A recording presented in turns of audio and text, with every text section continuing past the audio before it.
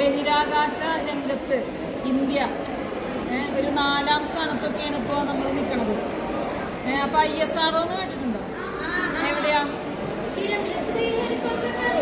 ശ്രീഹരിക്കോട്ട എവിടെയാ? ആന്ധ്രാപ്രദേശിൽ അല്ലേ? അവിടുന്നാണ് നമ്മൾ എന്ത് ചെയ്യുന്നത്?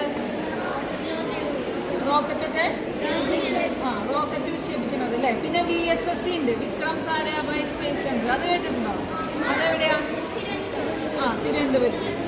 അപ്പോൾ അവിടെ അവർക്കൊക്കെ വളരെ എന്താ പറയുക ആത്മാർത്ഥമായിട്ടുള്ള പരിശ്രമം കൊണ്ടാണ്, ശാസ്ത്രജ്ഞന്മാരുടെയൊക്കെ ഇങ്ങനെയുള്ള പ്രവർത്തനങ്ങൾ കൊണ്ടാണ് നമുക്ക് ഇത്രയും ലോകരാജ്യങ്ങളിൽ തന്നെ നല്ലൊരു മുൻപന്തിയിലാണ് ഭാരതം നിൽക്കുന്നത്. അപ്പോൾ അതിൽ നമുക്ക് അഭിമാനിക്കാം.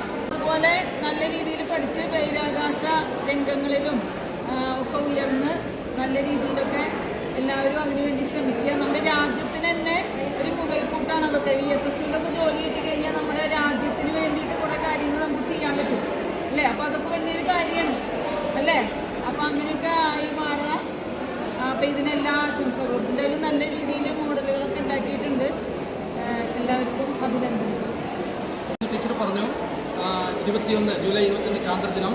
അതിൻ്റെ നമ്മളത് ആചരിക്കാനുള്ള കാര്യങ്ങളൊക്കെ പറഞ്ഞു കഴിഞ്ഞു. അപ്പോൾ നമുക്കറിയാം ടീച്ചർ നമ്മളൊരു ആഹ്വാനം തന്നിട്ടുണ്ട്. ഇതിൽ സയൻറ്റിസ്റ്റുകൾ ഉണ്ടാവണം, ശാസ്ത്രകാരന്മാരുണ്ടാവണം.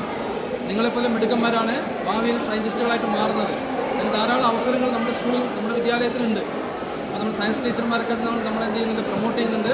അപ്പോൾ ഇത്തരം മേളകളിലും ഇനി നമ്മൾ ശാസ്ത്രമേള വരുന്നുണ്ട്, സ്കൂൾ ശാസ്ത്രമേള, സയൻസ് ഫെയർ അല്ലേ? അതുപോലെ സബ് ജില്ലാ ശാസ്ത്രമേളയുണ്ട്, ജില്ലാ ശാസ്ത്രമേളയുണ്ട്.